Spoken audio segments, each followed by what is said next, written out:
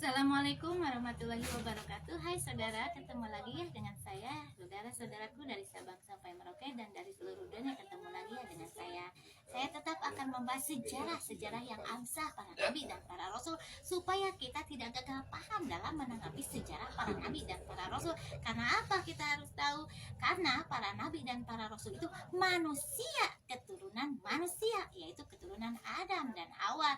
Jadi jangan salah kaprah ya kalau ada yang mengatakan bahwa nabi itu cahaya. Bukan, nabi itu semuanya manusia, tetapi manusia yang diutus oleh Tuhan untuk mengemban amanah dari Tuhan, yaitu yang mengemban amanah dari Tuhan kitab Lauhi Mahfuz yang dipecah menjadi 4 kitab suci, yaitu Taurat, Zabur, Injil, dan Quran.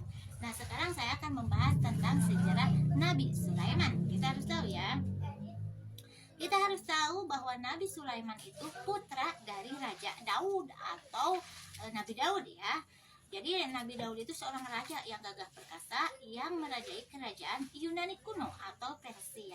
Dan Nabi Sulaiman itu putra dari Raja Daud atau Nabi Daud ya. Dan yang menerima kitab suci Zabur yaitu Nabi Daud, ketika Nabi Daud merenung di kamarnya atau berdoa kepada Tuhan, memikirkan manusia waktu itu yang selalu menyembah pohon dan matahari, maka turun kitab suci yang disebut Zabur kepada Nabi Daud, kitab suci yang kedua yang diturunkan oleh Tuhan, yaitu pecahan dari kitab Lauhi Mahfuz ya. Nah, karena Nabi Daud itu sudah tua renta, beliau tidak sanggup untuk menyebarkan kitab suci tersebut yang beliau terima dari Tuhan, maka diberikan kepada putranya yaitu Nabi Sulaiman untuk disebarluaskan kitab Zabur tersebut. Maka yang menyebarkan kitab Zabur itu yaitu Nabi Sulaiman putra.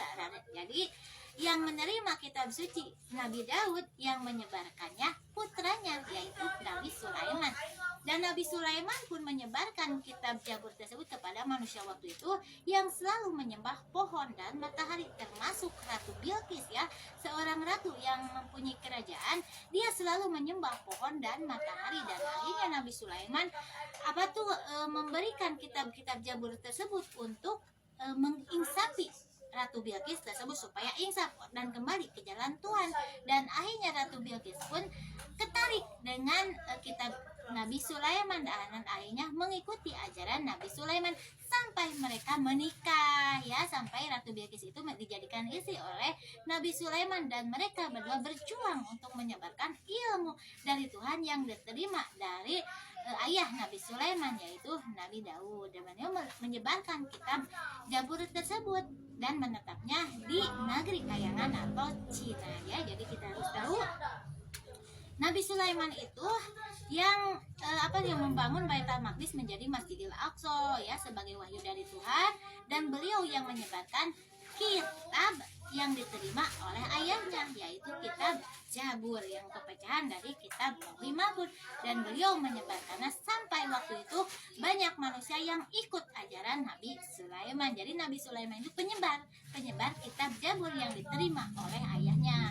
Jadi harkat derajat Nabi Sulaiman itu nabi ya, Nabi Sulaiman itu seorang nabi, tapi derajatnya melebihi nabi walaupun bukan rasul. Jadi melebihi tingkat nabi tapi bukan rasul Nabi Sulaiman itu, karena yang menyebarkan kitab yang diterima oleh ayahnya yaitu Nabi Daud, yaitu kitab Zabur. Jadi Nabi Daud itu kan seorang raja yang gagah perkasa yang menerima kitab suci yang kedua yaitu Zabur dan disebarluaskan oleh putranya. Maka Nabi Sulaiman disebutnya dari bahasa Yunani kuno itu disebutnya Buddha Gautama atau penerus Maharaja. Jadi Nabi Sulaiman itu Buddha Gautama atau penerus Maharaja yang menyebarkan kitab suci yang kedua yaitu Zabur. Dan tahap derajatnya Nabi Sulaiman itu nabi dan melebihi derajat nabi walaupun bukan rasul. Begitu ya. Sekian, assalamualaikum warahmatullahi wabarakatuh. Terima kasih untuk pencerahannya. Mudah-mudahan diteruskan dengan generasi yang akan datang.